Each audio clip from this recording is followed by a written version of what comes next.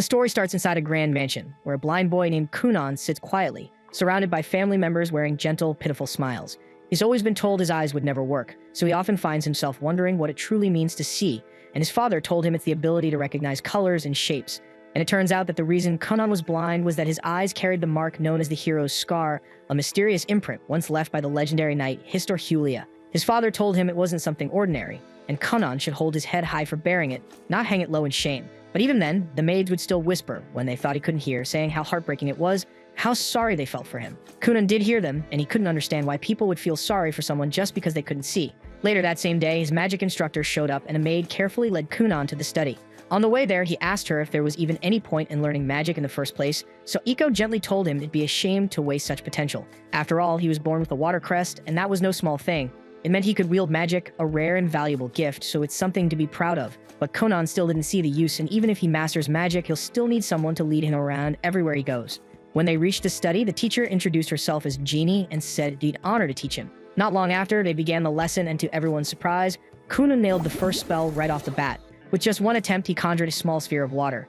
Of course, since he couldn't see it, he didn't know what it looked like. Genie explained that he had made a floating ball of water, roughly the size of an eyeball. Hearing that suddenly sparked something in Kunan. If he mastered magic well enough, maybe he could create new eyes with his power so he could see. And that tiny idea lit a fire in him, so from that moment on, Kunan held on to one belief. If he trained hard enough, one day, magic might let him witness colors and shapes the same as everybody else. Then one afternoon, while eating lunch, something unusual happened. Kunan got curious about what was actually inside his sandwich, and for the first time, he asked about the ingredients. So Echo happily walked him through each one, describing every detail. And preparing meals for him suddenly felt more meaningful now that he was finally curious about what he was eating. After finishing lunch, Kunan's tutor Flora drops by to read with him and asks what story he's in the mood for today. Without hesitation, Kunan says he wants to hear about the legendary knight Historhulia. Flora pauses, clearly caught off guard because she knows full well that Histor is the very hero tied to Kunan's blindness. The maid catches her hesitation and flashes her a confident thumbs up, signaling it'll be all right. Flora nods, agreeing to go ahead, but gently asks Kunan to tell her if the story becomes too upsetting. But he assures her it won't be an issue, saying he wants to absorb every piece of knowledge he can, no matter how heavy. As Flora begins recounting the tale, Kunan learns that ages ago, the world's champions clashed in a brutal war against the Demon King. Histor, hailed as the nation's greatest warrior, managed to strike down the Demon Lord. Though it cost him dearly, he emerged victorious, but with one arm and one leg lost in the fight. Ever since that battle, it's said that some of his descendants are born incomplete, missing limbs, eyes, or other parts of their bodies. So these children are often labeled as the hero reborn or bearers of the hero's scar. But even as he listens, Kunan quietly brushes it off as nonsense. Deep down, he knows this has nothing to do with him. His life isn't some echo of a heroic tale, it's his own, and what truly matters isn't a myth or a legacy, it's what he can accomplish through magic. He doesn't care about some legendary scar. What he cares about is unlocking the full potential of his power, and he's already made up his mind. He'll figure out a way to craft new eyes using magic, no matter what it takes. But the sheer amount of magical training he throws himself into eventually pushes his young body past its limits, and he ends up collapsing from total exhaustion. Iko rushes to his side and hurries him back inside to rest. Once he's had time to recover, Kunan, more determined than ever, realizes he has to step up, both mentally and physically. And passing out from magic overuse just won't cut it for someone chasing a dream this big, so if he wants to wield magic for long stretches without faltering, he needs to toughen up his body as well. Aiko suggests he start learning swordsmanship to build endurance and muscle, and also eat more to support his growth. Still, she warns him that everything needs to progress gradually, piling it all on too fast could do more harm than good. With his mind made up, Kunan dives into his new regimen under the guidance of Master Aro. The training is grueling and leaves him drained, but little by little, Kunan keeps up. The progress is slow, but it's steady, and that's what matters. When it's time for his magic lesson, Jenny arrives at the training field and Master Oro quietly steps aside to give them space. Jenny approaches and remarks how impressed she is to see him picking up swordplay on top of everything else. Kunan nods, confirming that he's been working at it, explaining that if he's serious about his goal, he's going to need a ridiculous amount of stamina to back it up. Genie had always seen Kunan as the quiet, brooding type, but today he feels entirely different. There's no trace of that empty look in his eyes. Now there's purpose burning behind them. They get started on their magic session, and Genie asks him to perform the same spell they practiced last time. Back then, Kunan had barely managed to conjure a single water orb, but now, without hesitation, he summons 7 of them at once. Jenny's stunned because she hasn't taught him any new techniques, yet he's managed to leap forward entirely on his own. That same afternoon, Princess Mirika, Kunan's fiancée, is set to visit. The idea of the meeting leaves her uneasy. Kunan's always been too withdrawn for her taste, and while she understands that this marriage is a matter of royal duty, the thought of being tied to someone so emotionally distant leaves her cold. But the moment she steps into the mansion, she notices something's changed. Kunan carries himself differently. He has a spark now, and their conversation flows in a way it never has before. He even shows off his progress in water magic, and to her surprise, she finds it genuinely fascinating. They spend the entire day together, and it turns out to be a surprisingly lovely time. On the carriage ride home, Mirika can't stop herself from blushing, her mind drifting back to the way he spoke, the way he smiled. And for the first time, she actually looks forward to seeing him again. As for Kunan, the encounter leaves him quietly reflecting. He realizes he's been overlooking Mirika all this time, taking her presence for granted. So with fresh resolve, he goes straight to Flora and asks her to teach him how to carry himself like a true gentleman, one worthy of Mirika's hand. That night, Jenny finds herself replaying Kunan's training session in her head. No matter how she looks at it, the fact that he effortlessly casts 7 water spheres at once is hard to ignore, especially since even she hasn't pulled that off before. It's becoming painfully obvious that Kunan has already mastered the fundamentals of water magic, which leaves her with almost nothing new to teach. Still, she needs to keep earning her paycheck, so she decides it's time to shift her teaching strategy. The following day, during their lesson, she introduces a new concept, breaking water magic down into separate stages, generating the water, suspending it in midair, and holding its form. To demonstrate, she conjures 2 orbs of water, one steaming hot and the other ice cold, then explains that real mastery comes from controlling the nature of the magic itself. That's what sets seasoned mages apart from novices. Kunan takes her words seriously and decides to test the method right away. He uses his magic to fill a cup with water, then hands it to Iko and asks her to give it a taste. She takes a sip, pauses, and then remarks that the water oddly tastes like apples. Jeannie keeps a straight face, but deep down she's fuming. Yet again, Kunan picked up something new almost instantly before she even had the chance to break it down properly. That evening, Kunan doesn't sleep a wink. He stays up, training nonstop, determined to fully grasp the technique Jenny showed him. He focuses hard on visualizing apples, their shape, their fragrance, every little detail. He gets most of it right, but no matter how hard he tries, he just can't seem to picture their colors. This becomes a serious hurdle. If he can't imagine colors, then creating his own eyes through magic will remain out of reach. But Kunan doesn't back down and swears to keep trying, no matter how long it takes. By the next morning at breakfast, Kunan gives it another shot. He conjures a water orb and gently moves it above the apples sitting on the table. Suddenly, his body jerks upright and his eyes widen in disbelief. Iko rushes to him, concerned, and asks what's wrong. But Kunan's expression shifts to excitement as he blurts out that he can see colors. At first, Iko assumes he's just imagining things until he points to the fruit bowl and accurately calls out 2 green apples and 3 red ones. She checks, and when she realizes he's spot on, her eyes fill with tears of joy. Without a second thought, she throws her arms around him and squeezes tight, overjoyed at his breakthrough. Iko then rushes to deliver the incredible news to Kunan's father, explaining with excitement that Kunan can now use magic to see colors. She adds that the closer an object is and the more clearly defined its shape, the easier it is for him to identify its color simply by touching it. Even more astonishing, she mentions that this ability now lets Kunan read books by tracing the ink on each page and recognizing the color of the letters.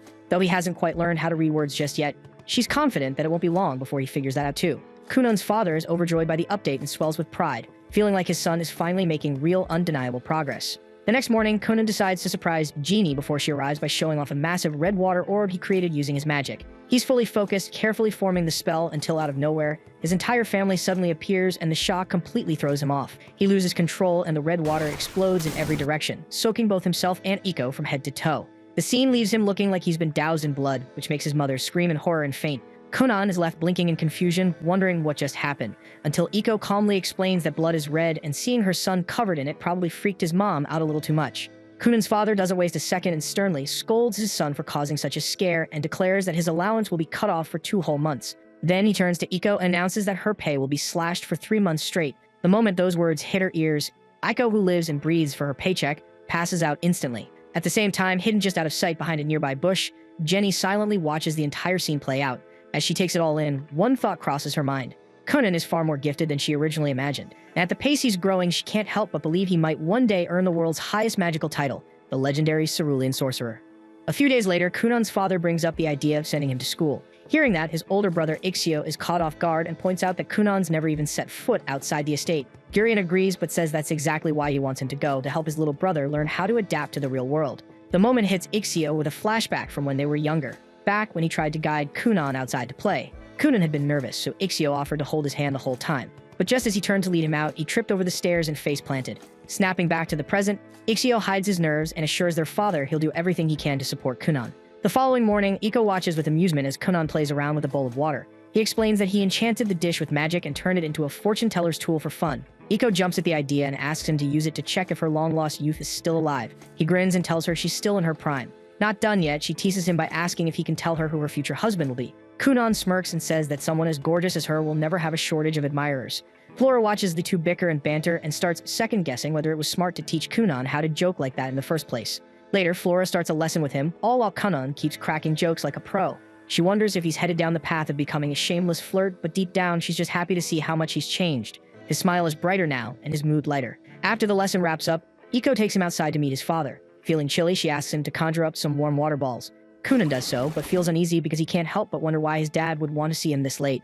Akko tells him not to worry since he hasn't done anything wrong, unless you count that blood explosion incident a while back. Kunan fires back that she's the one who talked him into it in the first place, but he admits it was kind of fun. Before long, they reach the main estate where the head butler, Balin, greets them. Not long after, Kunan's older brother shows up and leads the two toward their father's room. As they walk, his brother asks if Kunan needs a hand getting around. Kunan quickly shakes his head, reminding him he can sense his surroundings just fine now. His brother nods, though the memory of messing up last time still lingers in his mind. Shortly, they step into a room where both of Kunan's parents are already waiting. Once Kunan and his brother go inside, Iko and Balin stay outside the door.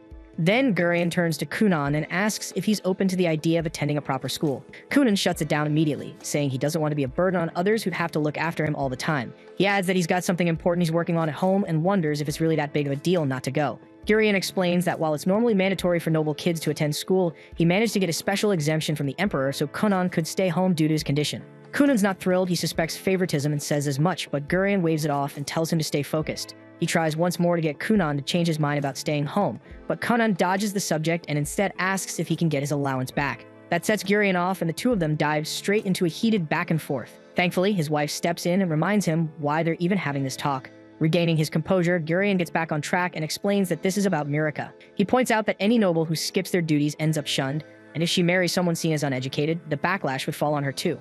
That hits Kunan harder than expected, and after thinking it over, he finally agrees to give school a shot. Still annoyed by the whole situation, Kunan is at least a little comforted when Gurion clarifies that he doesn't have to attend full-time, just show up for the yearly advancement exams. As long as he shows up 5 times for tests, he'll qualify for graduation, and that bit of news actually lifts Kunan's spirits. Ixio jumps in to remind Kunan that both he and Mirika are upperclassmen, so they'll help him settle in. His mom perks up, excited at the thought of getting her son's uniform ready. She calls Iko, and the two of them head out to get Kunan's measurements with Ixio trailing after them. Gurion stops him just before he can leave, warning that some nobles might give Kunan and Mirika a hard time at school. Ixio takes the hint and assures him he'll keep an eye out and support his brother as best he can. The following morning, Kunan tells Mirika he's decided to enroll. She lights up, clearly happy that they'll get to spend more time together. Kunan admits he's a little nervous about being in a brand new place, so she tells him not to worry, she'll make sure he's taken care of. He thanks her, but can't help thinking that they might stir up some drama with her fanboys. When he brings it up, Mirika tries to brush it off like it's nothing, which makes Kunan suspicious. He asks if she's even popular at school, and she quickly sits up straighter, proudly saying that 5 guys have a crush on her. Kunan just sighs, realizing he'd better brace himself for dealing with some jealous punks. Afterward, Kunan slips into his uniform, getting ready for his first day at school. As he steps outside toward the carriage, Iko can't help but gush over how good he looks, and Kunan fires back with a smug joke about his irresistible charm before climbing into the carriage. But right before they set off, he casts a water-based spell to coat the wheels in a soft gel.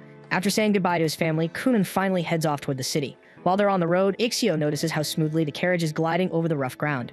Kunan explains that he created the spell to absorb all the bumps, pointing out that no one wants to deal with back pain just from a ride to school.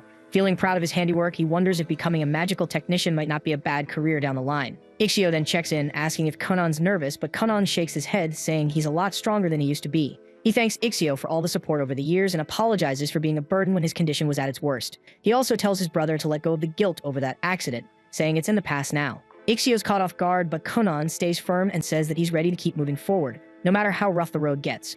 Ixio smiles, seeing just how far his little brother has come from those darker days. But then Kunan suddenly takes it up a notch, boldly claiming that he'll live longer than the whole world just so he can enjoy life to the fullest. Ixio blinks, wondering if this new attitude has Iko's fingerprints all over it. As they approach the school gates, Ixio is once again impressed when Kunan accurately senses the people nearby. Eventually, they arrive at the school entrance, and Kunan steps out of the carriage. Mirika hurries up to greet him, only for Kunan to start gushing about how beautiful she looks. She chuckles and throws his teasing right back at him, leaving Ixio watching in stunned silence. When Mirika turns to guide him inside, Kunan doesn't move right away. She looks back, a little puzzled, but Kunan is focused, listening closely to the dozens of voices echoing inside the building, though the noise feels a bit overwhelming for once he feels like he's ready for it. After taking a deep breath, he extends his hand toward Mirika and cheekily asks her to escort him like a dainty maiden. She laughs and agrees, taking his hand with a smile.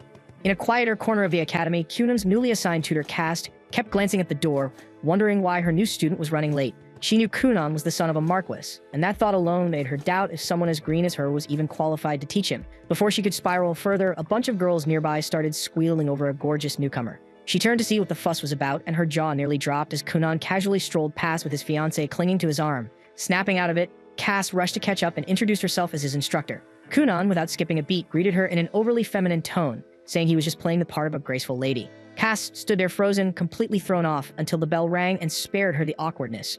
Mirika and Ixio gave a quick goodbye, leaving Kunan with Cass, who now realized she'd probably drawn the short straw with this oddball student. Not far away, a few students peered through a window, eyes fixed on Kunan. One of them muttered that Kunan bore the mark of a hero's scar, and that small comment was enough to tick off Prince Lyle. Noticing his mood shift, his flunkies immediately backtracked, smothering their earlier compliments with half-hearted jabs. The prince then spun around and ordered them to follow him, clearly irritated. Back with Cass, she prepped a private room for Kunan's advancement exam. She asked if he understood the basics, and he gave a quick nod. She then went on to explain that although students usually had long breaks between exams, Kunan would be allowed to take as early. Kunan looked puzzled, so she added that his father had pulled strings with the king to make it happen. Kunan casually mentioned that his father was actually pretty tight with the king. Still, he couldn't shake off the guilt that his dad had to use favoritism to pave his way. He turned to Cass and apologized for putting pressure on the school because of his status, but she just acted like she didn't hear it. But Kunan didn't stop. He started venting about the messed up politics in noble society. Trying to change the subject, Cass silently handed him the exam sheet. Kunan didn't even glance at it and just kept trashing his corrupt father until Cass finally snapped and begged him to leave her out of high society's messed up politics. Sometime later, Cass sits down alone with Kunan's exam papers. After all the ranting he'd done about aristocratic nonsense, she figured his answers would be an absolute mess. But the moment she starts reading, her eyes widen in disbelief because he didn't just do well, he aced the entire thing. Meanwhile, Kunan strolls over to the cafeteria to grab lunch with Mirika. But just as they arrive, Prince Lyle and his entourage block their path. Lyle calls out to his sister, and Mirika immediately starts fidgeting with her clothes, clearly nervous. Curious who's trying to stop her, Kunan steps forward and comes face to face with the prince. A few paces behind, Ixio approaches and freezes at the sight of a noble confronting his little brother. Lyle wastes no time and throws a jab at Kunan, mocking him for getting engaged to Mirika, despite his disability. Mirika's heart sinks, but she can't bring herself to defy her older brother. Kunan picks up on her silence and without a word decides Lyle needs to be taught a lesson. Before he can act, though, Ixio steps in and tries to defuse the situation. But Lyle is already fired up and snaps at him to back off, so Ixio stands there, unsure of what to do. In the meantime, Kunan secretly casts a spell, drawing moisture from the air and nearby drinks, then sends it surging into Lyle's pants. Kunan then casually points at the growing wet patch and blurts out that the prince might want to check his trousers. The crowd around them goes dead silent before a ripple of gasps spreads through the room. Lyle panics and swears he didn't wet himself, but the damage is done, and with a red face, he storms off to clean up. Ixio, already suspicious, turns to Kunan and asks if that little trick was his doing. Kunan just shrugs and feigns innocence, pretending he's just as clueless as everyone else. With the drama behind them, the three of them finally sit down for lunch. While munching on his food, Kunan asks who that jerk was, and Mirika quietly tells him that Lyle is her older brother. Kunan feels bad for her, wondering why someone like that would treat his own sister so badly. He looks over at Ixio and thanks him for always being a good brother. Ixio forces a smile, but inside he's freaking out because Kunan just publicly humiliated a member of the royal family. Mirika tries to brush it off and tells him not to stress, but Ixio knows deep down that trouble's coming. And somewhere nearby, Lyle storms through the hallway, seething over what just happened. And while Kunan and his group were eating, the conversation quickly shifted to what happened earlier. Everyone's still puzzled over why Lyle confronted them so directly, not even bothering to hide how aggressively he was acting. Mirika chimes in first, guessing that Lyle's outburst was his way of trying to assert dominance over her. She reminds them that Lyle is the 6th prince, while she's only the 9th princess, meaning by default, she ranks beneath him in the royal line. But now that she's engaged to Kunan, things aren't that simple anymore. Kunan carries the legendary hero's scar and has already proven himself as a skilled sorcerer, so her position in the eyes of the nobility has shot up fast. And now that Kunan has officially stepped into high society, it's fair to say that both he and Mirika now outrank Lyle socially. Kunan scratches his head, admitting that all this royal hierarchy talk is way too confusing for him to wrap his head around. Mirika laughs and tells him that none of it really matters. What's important is that she's happy to be with him. That makes Kunan smile, and he says he's glad to hear it. Still, he suggests maybe he should go apologize to Lyle just to avoid unnecessary drama later. But the second he says it, both Mirika and Ixio jump in to shut him down, telling him absolutely not to even consider doing something that's stupid. Time flies by, and soon the day of Kunan's final exam rolls around. Before heading out, he fits in a quick training session with Jenny. During the practice, he summons a floating ball of water and then cleanly morphs it into a solid orb of ice shaped exactly like an apple. Jeannie raises her eyebrows, clearly impressed, and remarks on how much he's improved in such a short amount of time. That afternoon, Kunan arrives at the academy, mentally prepping himself for the final test. As he takes in the atmosphere, he can't help but feel a little fired up because this place really looks and feels like a proper school now. Professor Cass walks up to him and wishes him luck, though she adds with a grin that he probably won't even need it, considering how sharp his skills are now. Soon after, a group of students gathers and asks Mirika to introduce her fiancé. Taking the hint, Kunan politely steps forward and introduces himself as both Mirika's fiancé and Ixio's younger brother. With a warm smile and respectful tone, he greets the group, saying it's a pleasure to meet them. His words and manners leave a strong impression, and in no time, everyone around him starts to think Kunan might just be the definition of a true gentleman. Meanwhile, Lyle stands off to the side, gazing silently out the window, already plotting his next move. His scheming is cut short when a few students call out to him, telling him to hurry because the final exam's about to start. Lyle scoffs, replying with a smug tone that he'll show up whenever he damn well feels like it. The others, clearly nervous, remind him that the exam is being held all at once, so if he doesn't come now, he's out. He turns to look at their faces and immediately feels his temper spike. Just by the way they're looking at him, he knows they've been talking crap behind his back, too spineless to say it to his face. That realization only pisses him off more. But right before he can unleash anything, Kunan suddenly steps up with a bright smile, grabbing Lyle's hands like they're old friends. Beaming with energy, Kunan cheerfully introduces himself, saying they didn't really get the chance the other day. Caught completely off guard, Lyle yanks his hand back and snaps, asking who the hell gave Kunan permission to speak to him, let alone touch him. Kunan quickly apologizes, but instead of backing off, he just keeps complimenting Lyle with genuine admiration. One praise after another, and before Lyle even realizes it, his face starts turning red. He tries to hold his expression, but the redness gives him away. The other students can't help but crack up, completely shocked to see Lyle flustered like that, as it's a side of him no one expected to see. Moments later, everyone settles into their seats and the final exam begins. Time passes quickly, and when it's over, Professor Cass steps in front of the class to announce the results. Instead of writing names or numbers, she simply draws a flower on the board, her way of saying everyone passed. The classroom bursts into cheers as students congratulate each other, relieved and overjoyed to have cleared the exam. With everything wrapped up, Kunan hops into his carriage and waves goodbye, telling the others he hopes they'll meet again someday. As soon as he returns to the mansion, he jumps straight back into training with Ginny. She tells him to make a ball of water and split it into 10 equal parts. Kunan does it effortlessly and adds that he's been working on something new. With a grin, he transforms one of the water balls into a small bird, and it flaps its wings and takes off into the air. Jenny watches, stunned and speechless. A few seconds pass before she drops to her knees, realizing with a heavy sigh that there's barely anything left she could teach him.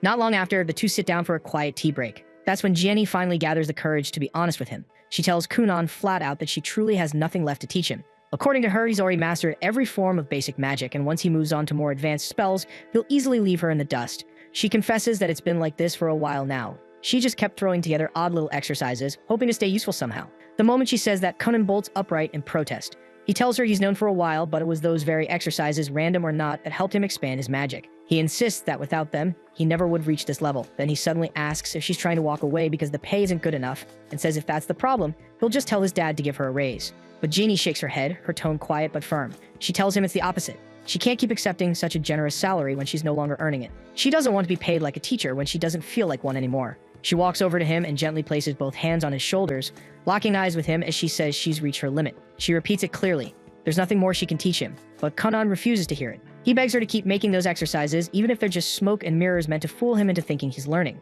He says he doesn't care if they're fake. If it helps him grow, then it's more than enough. Still, Jenny doesn't flinch. She meets his eyes and tells him, plain and firm, that she just can't do it anymore. After saying that, she turns her back to him and walks away.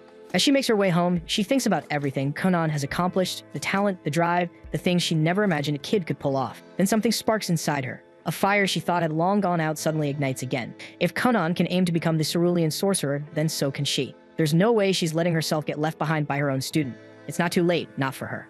Back at the mansion, Iko informs Kunan that Flora has stepped down from her role as well, now that he's officially completed the Noble Children's curriculum and graduated. Her job, by all standards, is done. Kunan feels a little downhearted, realizing he never got the chance to properly say goodbye. But Iko explains that Flora didn't offer any farewells because she knew she wouldn't be able to hold back her tears. Hearing that, Kunan decides he'll write her a letter, something sincere to thank her for everything she did. That evening at dinner, Kunan brings up Jeannie's resignation to his father, Arsene Gurian. He explains how Jeannie felt unqualified to keep teaching him, believing that Kunan deserves someone far more gifted in magic to help him move forward. While they sit and think it over, Ixio suddenly recalls hearing about an elite royal sorcerer known as Zionli. The name instantly grabs Kunan's attention. Without hesitation, he says he wants Zionli to be his next teacher. But before the idea can even settle, Arsene cuts in and shuts it down immediately. He explains that requesting a royal sorcerer is next to impossible. Those mages operate directly under the crown and don't take private students. They're too important to leave the castle and almost never accept outside requests. But instead of backing down, Kunan starts cooking up a plan. He says he'll tag along during his father's next castle visit,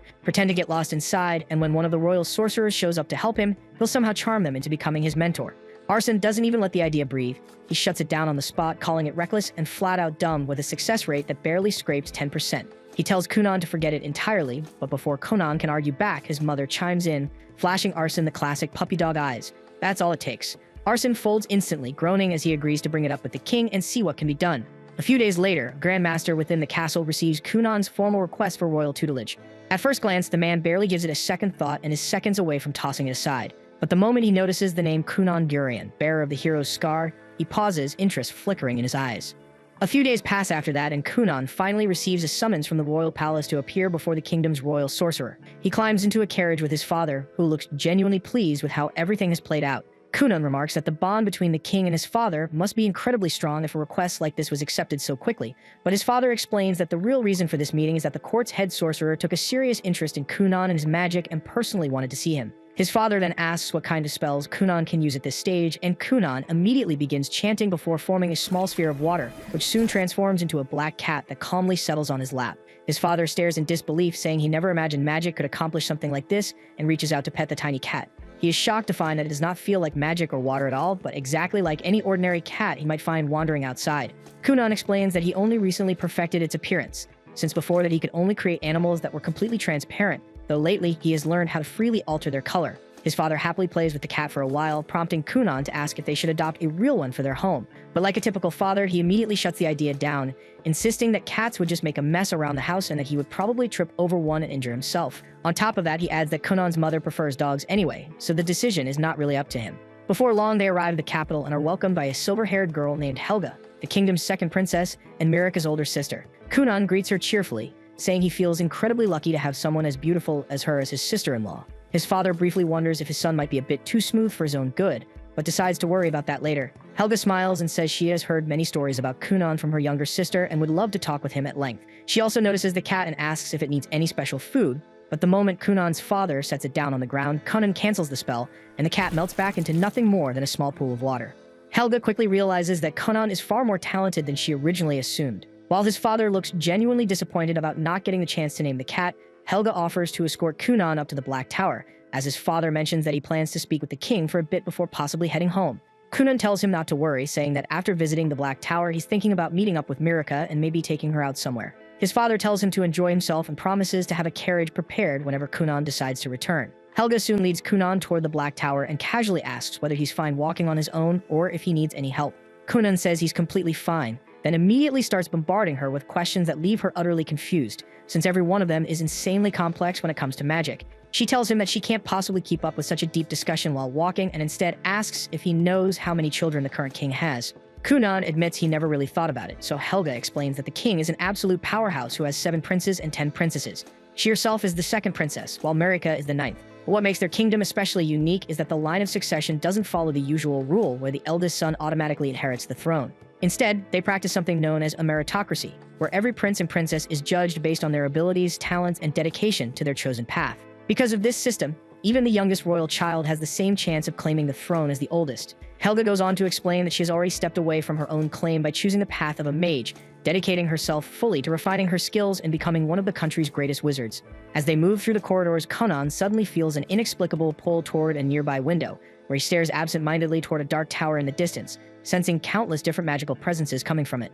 Not long after, Helga shares something she considers extremely important, warning him that there is a real chance he could be dragged into the succession struggle for no good reason. She advises him not to align himself with any faction until he is absolutely certain of his stance, and cautions him to never say anything that could later be twisted and used against him to damage his reputation.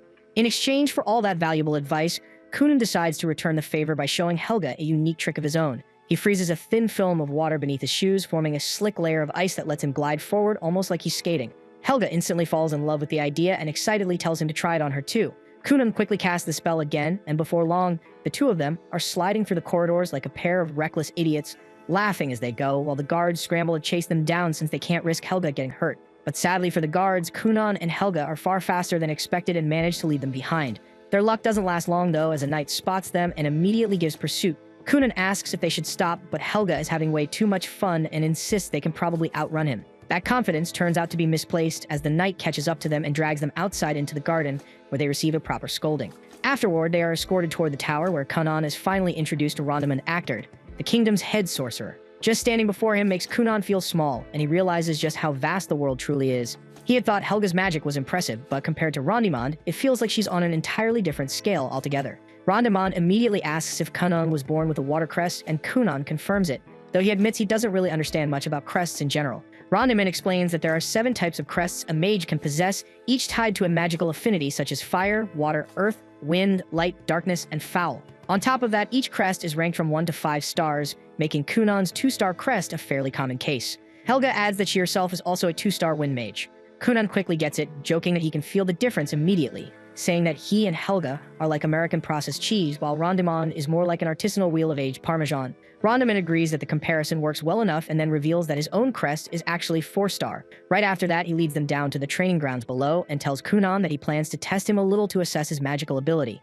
Kunon feels a bit nervous, wondering if passing this test might mean gaining a royal mage as a tutor, but he doesn't get much time to dwell on it, as Rondimon immediately calls over an older student who also serves as a royal mage and instructs him to display his water magic.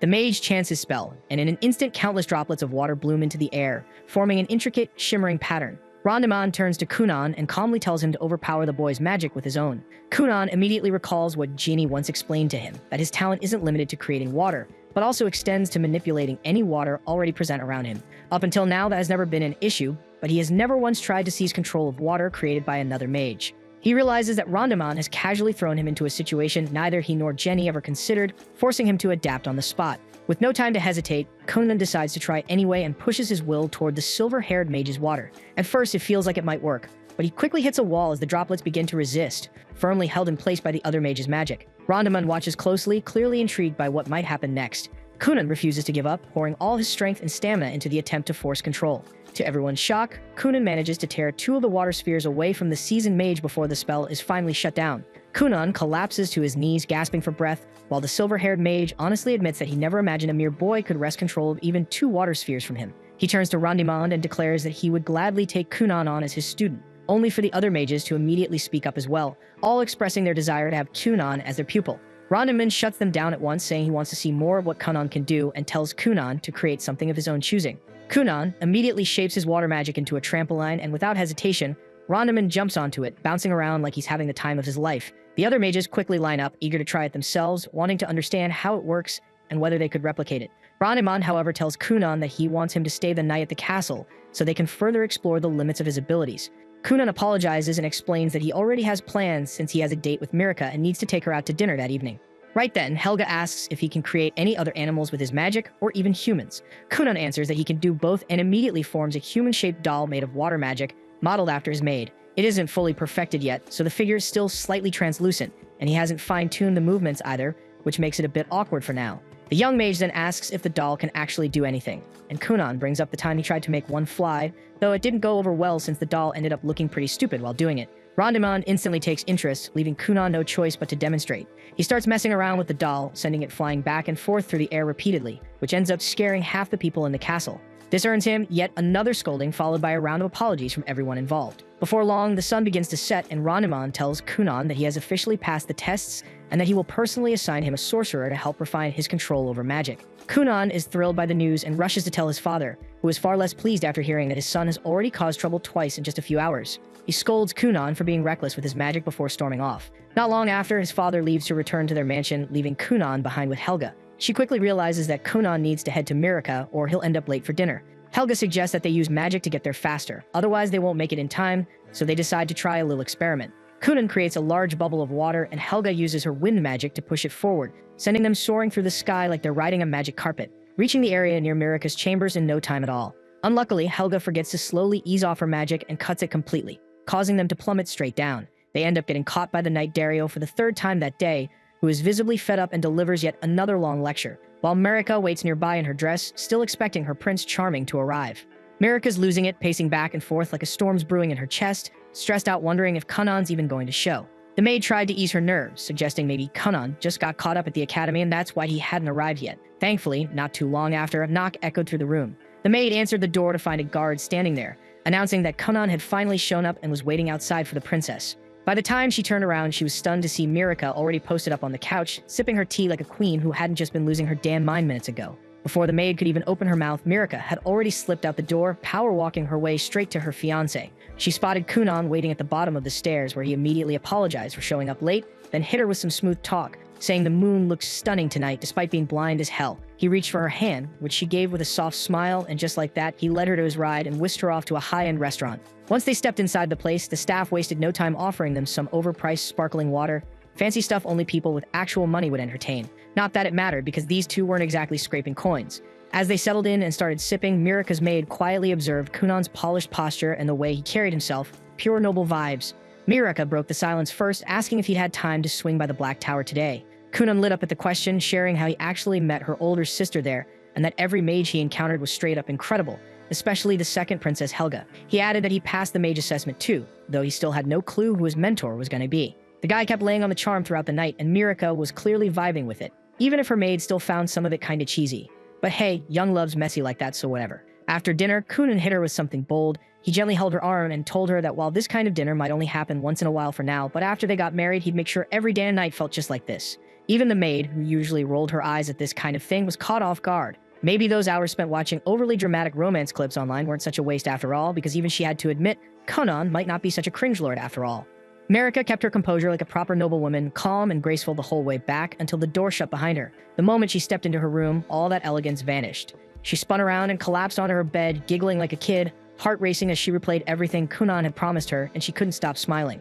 A couple days later, Kunan made it back to his mansion. He was tucked away in his study, busy scribbling down a report when Iko's voice rang out from the yard. She was knee-deep in laundry and called out for a hand. And right away, Kunan raised his hand and whipped up a bubbly storm of enchanted water that blitzed through the grime in seconds. Iko gave him a quick thanks, but Kunan just sighed, saying he was in the middle of wrapping up that report and now it'd be delayed. Iko rolled her eyes and told him to quit being such a shut-in bookworm, but Kunan explained that he needed to get it all down while it was still fresh in his head. Iko shot back that nerds don't get girls, and if he kept hiding from the sun like some cave troll, he was going to end up short and scrawny. Kunan paused as the brutal truth hit him that girls really do go for tall guys, but Iko leaned in with a teasing smirk and said she'd still pick him, as long as he was packing heat where it counts. They ended up chilling under the shade of some drying linens, and Kunan casually asked if a reply had come from the Black Tower yet. It was still radio silence, and it looked like they hadn't picked his tutor. But just a few days later, like magic, a letter showed up. To his surprise, the letter revealed that none other than Zonli, the devilishly charming archmage himself, had been assigned as Kunan's mentor. Kunan wasn't sure what to think. He'd only ever heard stories about the guy from his mother.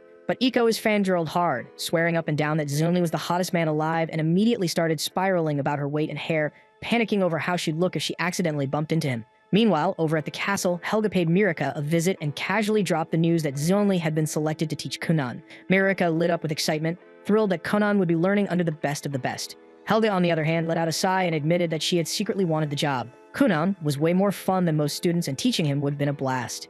While walking through the corridor, Mirika catches sight of her two older sisters, Avril and Lydalia, standing there with smug smirks plastered on their faces.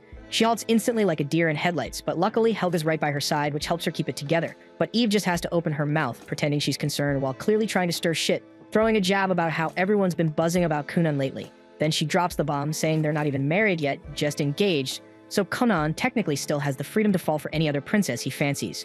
That jab hits Mirika right where it hurts, making her visibly uncomfortable. But Helga doesn't let it slide, and she claps back without hesitation, calling both sisters washed-up F-tier nobodies, saying even if Kunan had working eyes, he still wouldn't waste a glance on them. That shuts them up real quick, their cheeks burning red with rage before they storm off, snapping that Helga should stop acting like a thug and try acting like a proper princess for once, especially since she's already been written up by a knight 3 times. Back at Kunan's estate, he's sipping on tea with Iko, his mind drifting as he tries to picture what his new teacher might be like. Meanwhile, Iko's off in her own world, blushing hard just thinking about Zonli and how she'll finally get to see him in person. Out of nowhere, a carriage pulls up outside. Mirika steps out first, catching Kunan completely off guard with her surprise visit, but he doesn't waste a second before turning on the charm, laying it on thick about how he needs mental prep to handle being near someone so beautiful. What he doesn't realize is that Zonli is still sitting inside the carriage, silently listening to every cringeworthy line, wondering what kind of mess he just got himself dragged into. Kunan, of course, is still going off, even making weird comments about how Mirika probably changed her soap. Eventually, Zonli's had enough and steps out of the carriage. Kunan freezes and instantly picks up on the overwhelming shift in presence and knows without a doubt that this man is Zonli. Echo, meanwhile, is having a silent meltdown, but Kunan's too focused on the pressure rolling off Zonli like a storm cloud. His magical aura alone is enough to rattle anyone, and Kunan instantly knows that this guy isn't just strong. He's on a whole different level, leagues beyond any mage Kunan met at the Black Tower, and he might even be stronger than the Grandmaster himself. Mirika notices the look on Kunan's face and asks him if something's wrong, but he brushes her off and steps forward to greet Zonli, introducing himself properly. Zonli casually shrugs and says he couldn't care less, making it clear he has zero patience for bratty kids. Akko, meanwhile, is baffled how a mage can be this damn rude, yet somehow that bookworm brain of hers finds it kinda attractive. Zonli doesn't sugarcoat it. He flat out says he never asked for this babysitting gig and that the Grandmaster basically dumped it on him. Kunan, unfazed, just shrugs it off and says they're all stuck playing along with the rules of politics and seniority, so what choice do they have? Dario takes that moment to introduce himself properly as Mirika's personal guard, while Kunan gives him a quick apology for all the chaos he stirred up earlier. They eventually gather for some tea, but Zeonli's clearly not thrilled, especially with how Mirika and Kunan keep tossing flirty remarks back and forth. Their back and forth gets so cheesy, he finally cuts in, tells them to cool it, and reminds them he's here to talk magic, not listen to some corny teen drama. With a smirk, he decides to mess with Kunan a bit and throws out a question and asks if the kid knows anything about compound magic. Kunan calmly answers that it's an advanced technique where the caster merges multiple spells into one. Zeonli then pushes further, wanting to know how many spells he can juggle at once. But the answer that comes next catches him way off guard. Kunan tells him he can pull off 31 spells at once, and sometimes push it to 32, though he admits it gets shaky there. Zeonli actually perks up at that and admits even he can't go beyond 50 spells, which blows Kunan's mind since he didn't think anyone could hit that number. Zeonli asks him how the hell he broke through the 20-spell ceiling. Most people hit a wall there. Kunan just shrugs again and says he stacked a bunch of spells together like building blocks, one on top of the other. Zeonli can't help but be impressed because he didn't expect someone to figure out that kind of technique on their own. It suddenly makes sense why so many other mages were pissed that he got the chance to tutor Kunan while they were left out, even though they were the ones who welcomed him to the Black Tower. Back then, Zeonli didn't get what the fuss was about. Sure, they said Kunan was promising, but even they probably didn't realize just how much of a freakishly rare talent he really is. Zeonli finally starts giving a damn and stands up from his chair, telling Kunan to prove he's not all bark and no bite because he's not about to waste his time on a kid who can't back up his big talk. Then, without blinking, he tells Kunan to grovel and beg him to become his tutor. Mirika instantly thinks there's no way in hell Kunan would ever lower himself like that, only to be proven hilariously wrong as Kunan folds instantly, calling Zeonli the greatest sorcerer alive, going on about how amazing he smells, and even joking that a straight guy like him could totally fall for a dangerously hot mage like Zeonli. Zeonli, creep the hell out, tells him to cool it and zip it before things get any weirder. Then to test the little freak, he raises his hand and casts a spell, and suddenly a thick wall of dirt rises up from the ground. He tells Kunan to destroy it if he can, using whatever tricks he's got. But just before Kunan makes a move, Zeonli casually throws in a request and says he wants to try out that waterbed he keeps hearing about. Without missing a beat, Kunan casts a spell and summons a floating bed made of water. Zeonli says he'll supervise from there, takes a seat, and the moment he touches it, his eyes go wide. Before he knows it, the man gets sucked into a dreamy nap, knocked out cold by the ridiculous softness. While Zeonli's passed out in waterbed heaven, Kunan checks out the wall and immediately senses what's going on. The thing looks basic, but there's a thick layer of powerful enchantments underneath, making it damn near unbreakable. Turns out Zeonli had stacked more than 40 layers of magic on top of each other, but Kunan doesn't panic. Instead, he calmly sits down next to the princess and pours her a cup of tea. He figures they'll just chill until the guy wakes up, only then will he bother breaking it. 2 hours crawl by before Zeonli finally wakes up, rubbing his eyes as the sun dips below the horizon. He looks around, sees his wall still standing, and asks if Kunan gave up. Kunan just sips his tea and tells him he was waiting. And now that he's awake, it's time. The boy walks up to the wall and uses a spell, releasing a stream of soapy water that gently eats away at the dirt. Slowly but surely, the wall melts down. Zeonli watches, grinning, realizing Kunan didn't try to brute force it like most idiots would. Instead, he picked the clever route, and that moment seals it. Zeonli officially takes him in as a student and tells him to be ready. Starting tomorrow, they'll be diving headfirst into every experiment he's got lined up. This was the end of episode 5. Subscribe to not miss the next episode.